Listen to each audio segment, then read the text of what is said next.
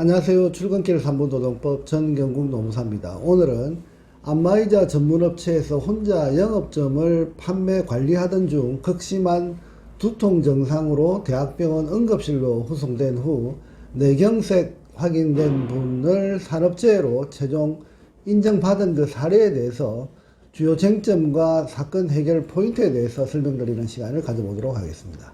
사건 개요를 간략히 설명드리면 제자는 사건 당시 나이가 45세였습니다. 회사에 입사한 지 1년 10개월로 되셨던 분이고 직책은 영업점 점장 역할을 하고 있었던 분입니다. 병명은 뇌경색이 주된 상병이며 최초 증상 발현 시점은 영업점에서 근무하던 중 16시 30분경 최초 증상이 나타나서 병원 응급실로 후송된 것으로 조사되었습니다. 사건 착수 단계에서 주요 고민했던 사항은 첫 번째, 제자의 경우 영업대리점 점장으로 대부분의 시간을 혼자서 근무하는 형태로 확인되었습니다. 혼자 근무하는 경우 업무 부담의 정도가 크다고 해야 할지 아니면 혼자 근무해도 될 정도로 적은 양의 업무량으로 봐야 할지 그 보는 관점에 따라서 달라질 수 있는 그런 상황이었습니다. 둘째, 건강 상태가 상당히 양호하지 않은 상태로 확인되었습니다.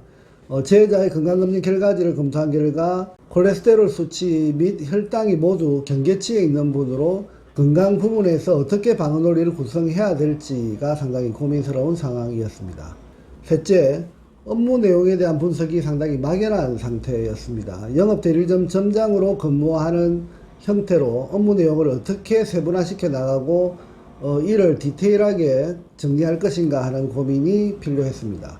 영업 대리점 내 제자의 업무를 세분화시키고 시간대별로 정리하는 방법에 대해 정리하고 분석할 필요가 있는 그런 상황이었습니다. 네 번째, 근무시간 분석에서도 상당히 고민이 있었던 사건입니다. 제자의 출퇴근 시간을 확인하기 위한 전산자료나 그리고 세콤 자료가 전혀 없는 상황에서 출퇴근 시간을 어떻게 산출할 것인가 하는 고민이 많았던 그런 사건이었습니다.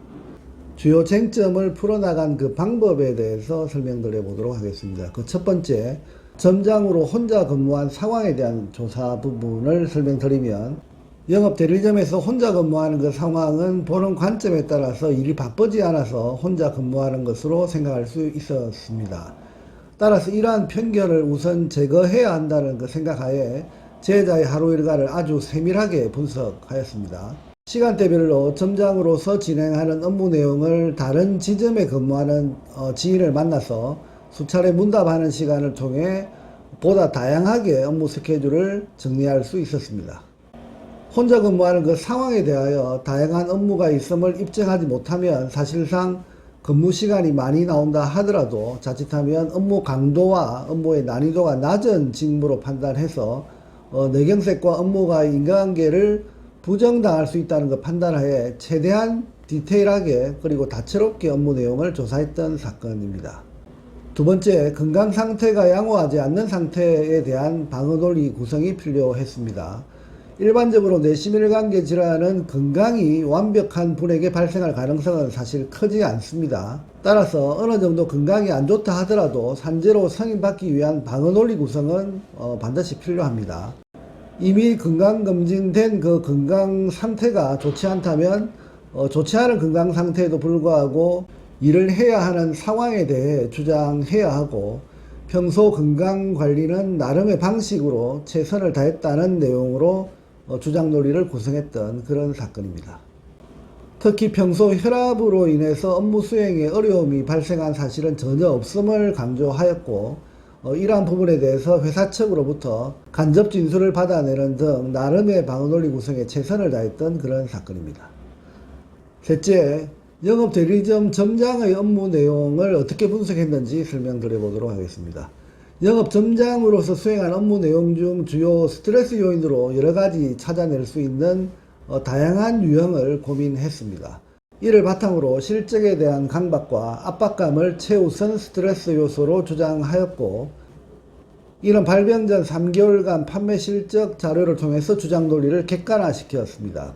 그리고 판매 영업을 위해 서 있는 시간이 대부분으로 신체적 부담 상태를 강조했고 한 달에 휴일로 쉴 수 있는 날이 2일에 불과한 상황을 확인하면서 휴일 부족에 따른 피로 회복 기회가 적은 것도 강조했습니다.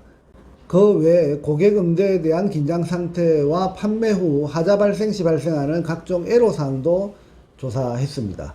또한 신규 제품이 수시로 출시되고 있어서 신규 제품에 대한 각종 기능 학습에 대한 어려움과 혼자 근무하고 있어서 식사 시간 및 휴게 시간이 제대로 지켜지지 않는 그런 업무 여건 사항도 강조했고, 그 외에 혼자 근무하는 상황으로 인해서 각종 애로사항을 오히려 공격적으로 묘사하고 주장하면서 업무 내용을 아주 다양하게 정리할 수 있었던 사건입니다.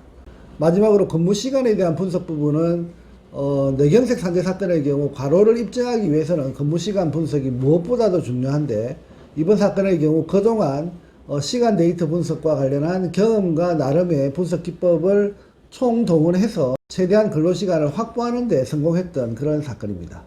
이번 사건의 경우 혼자서 근무하는 대리점 점장의 뇌경색 산재 사건이라고 하는 측면에서 과로와 스트레스 입증을 위해 정언하고 도움을 줄 만한 같이 근무한 동료가 없다는 점에서 다소 특이한 유형의 사건이었습니다. 그럼에도 불구하고 최초 조사를 시작하는 단계에서 사건의 불리한 측면을 충분히 확인하고 이를 어떻게 극복할 것인가 하는 그 방향성을 정확히 제시하면서 조사를 진행한 결과 최종 산재로 승인받게 된 그런 사건입니다. 뇌심혈관계 질환 산재 사건은 사건을 처음 대면하게 될 때 사건의 주요 쟁점이 무엇인지를 파악하고 그 쟁점을 어떻게 극복해서 해결할 것인지에 대한 최초 진단과 분석이 무엇보다 중요합니다. 따라서 산재 사건을 전문으로 수행한 산재 전문 노무사의 도움이 반드시 필요하다는 말씀을 드리면서 오늘은 뇌경색으로 쓰러진 영업점장의 산재 승인 사례에 대해서 설명드리는 시간을 가져봤습니다. 감사합니다.